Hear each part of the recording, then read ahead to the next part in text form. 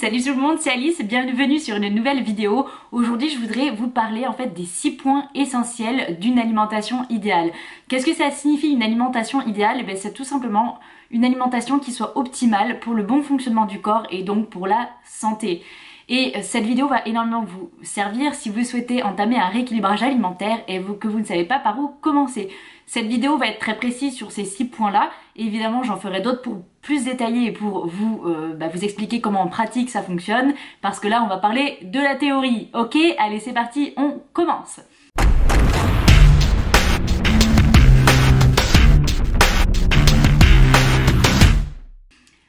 Donc tout d'abord, c'est quoi ces 6 points de l'alimentation idéale? Le premier, ça va être l'adéquation. Ensuite, on va voir la balance, le contrôle des calories, la densité nutritionnelle, la modération et la variété. Tous ces points-là, ils se retrouvent dans chaque point, hein.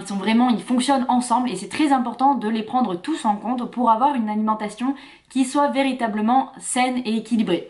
Donc l'adéquation, qu'est-ce que c'est? C'est le fait en fait de fournir suffisamment de nutriments, de fibres et d'énergie qui sont essentiels à votre corps. Qu'est-ce que ça va être? Eh bien tout simplement les calories adéquates à une bonne santé.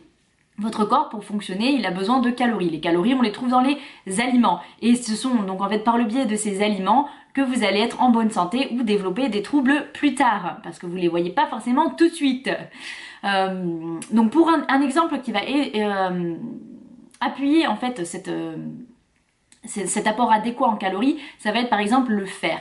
Le fer, c'est un nutriment qui est extrêmement important pour le corps et le corps va en perdre quotidiennement. Donc comme il en perd, c'est important de pouvoir le récupérer, de ce fer qu'on a perdu. Et par conséquent, on va le récupérer par le biais de l'alimentation. Donc en mangeant des aliments qui sont riches en fer pour pallier à cette perte. Si vous ne comblez pas cette perte, vous pouvez avoir des déficits ou bien pire des anémies.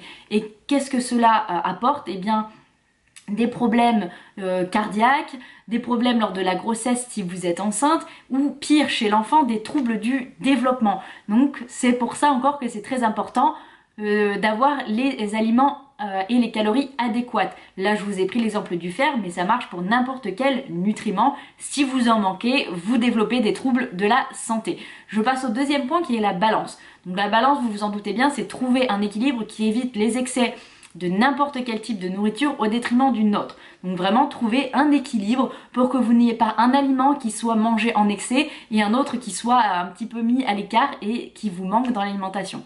Pourquoi? Parce que en fait, chaque aliment est composé donc de nutriments et vous avez besoin d'une grande variété de nutriments pour que votre corps fonctionne correctement. Et chaque aliment va être composé donc de certains nutriments. Et là on va prendre l'exemple du calcium. Le calcium, on le retrouve particulièrement dans les produits laitiers. Sauf que les produits laitiers, pour reprendre l'exemple précédent, ils sont très pauvres en fer. Donc si vous mangez beaucoup de produits laitiers mais très peu d'aliments riches en fer, vous allez avoir un excès de calcium et un déficit de fer. Vous voyez, c'est pour ça que c'est très important de trouver un équilibre. Et en plus, si vous mangez en excès de produits laitiers, vous pourrez avoir plus de risques dans le développement du cancer de la prostate. Donc vous vous rendez compte que la balance est extrêmement importante. Ne jamais manger en excès, ne jamais en manger trop peu. Tout simplement trouver le juste milieu, l'apport en fait qui est recommandé par jour. De là, je vais passer au contrôle des calories, le troisième point. Qu'est-ce que c'est le contrôle des calories? C'est fournir en fait la quantité nécessaire pour maintenir un poids sain. C'est-à-dire ni plus ni moins. Donc pas de surplus calorique, pas de déficit calorique. Et là, je parle, et j'insiste sur ce fait, sur le poids sain. Évidemment, les cas de pathologies telles que l'anorexie ou au contraire l'obésité ne rentrent pas là-dedans, hein. C'est un autre cas. Donc pour les gens qui veulent perdre du poids ou les athlètes ou les gens malades qui souhaitent prendre du poids au contraire, c'est tout autre chose. Donc là en fait on va prendre un exemple avec la glace et le lait. Donc la glace et le lait, les deux vont contenir la même quantité de calcium. Je reprends toujours les mêmes exemples, hein. Sauf que vous vous rendez bien compte que la glace va être bien plus calorique que l'autre. Donc évidemment vous allez devoir ajuster. Et on peut prendre exactement le même exemple avec la viande de bœuf et le thon en boîte. La viande de bœuf va contenir 2 fois plus de minéraux que le thon en boîte, mais va être aussi bien plus calorique que le thon. Donc c'est pour ça que le choix des aliments ici est très important. Donc le contrôle des calories le fait en fait de savoir ce que vous mangez et combien il y a de calories et pourquoi. Parce que comme ça, vous pouvez ajuster en fonction en fait de tous les autres aliments que vous allez manger sur votre journée et évidemment en fonction de vos préférences. Parce que si vous n'aimez pas le thon ou pas le bœuf, forcément vous allez choisir autre chose. Mais voilà, pour que vous ayez conscience en fait que chaque aliment n'a pas les mêmes calories, mais surtout ne contient pas les mêmes nutriments. Et on va passer donc à la densité nutritionnelle, qui est un point qui va appuyer ça également, c'est-à-dire que c'est créer une alimentation saine, qui répond aux besoins en nutriments et reste dans les limites caloriques. C'est-à-dire que donc votre corps, comme je vous l'ai dit plus tôt, il a des besoins en nutriments pour fonctionner correctement. Donc les nutriments, les vitamines, les minéraux, etc. vont se trouver dans certains aliments et pas dans d'autres. Et la façon aussi dont vous allez la préparer va vous apporter aussi une différence. Par exemple, prenons l'exemple de la pomme de terre. La pomme de terre, elle est riche en fer et en vitamine C. Sauf que si vous la faites cuire au four, vous allez conserver ces nutriments-là le plus possible. Par contre, si vous la faites en frites, vous allez en perdre et vous allez rajouter des graisses et du sodium, donc plus de calories. Donc vous voyez, ça c'est aussi important de prendre conscience que la densité nutritionnelle c'est extrêmement important.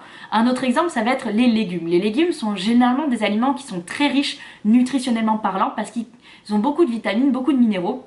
Par exemple, un gros plat de brocoli, ça va vous remplir l'assiette, vous allez apporter à votre corps énormément de nutriments, mais très peu de calories. Et c'est très important d'insister sur ces aliments-là, qui vont être donc les fruits, les légumes, les grains complets, les oléagineux, les légumineuses, les haricots, les pois, etc. Donc tous ces aliments-là qui ne sont pas transformés, que vous achetez entiers, pas en boîte, parce que sinon vous rajoutez du sodium, qui vont contribuer à votre bonne santé et à vous apporter pas un surplus de calories, mais vraiment les calories que vous avez besoin, mais surtout des calories qui sont riches nutritionnellement parlant.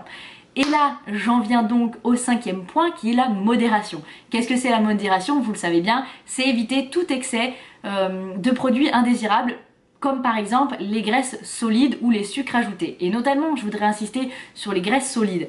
On a tendance dans l'alimentation actuelle à manger beaucoup trop de graisses saturées et transformées, et ce sont des graisses qui sont très mauvaises pour la santé. Et dans l'excès, c'est encore pire. Mais par contre, lorsqu'on veut perdre du poids ou lorsqu'on essaie de manger sain, on a tendance à faire l'inverse et à stopper complètement les graisses quelles qu'elles soient, à acheter du sans matière grasse ajoutée, etc. Et c'est là où on fait l'erreur, c'est que certaines graisses sont très bonnes pour la santé et favorisent un bon fonctionnement de l'organisme.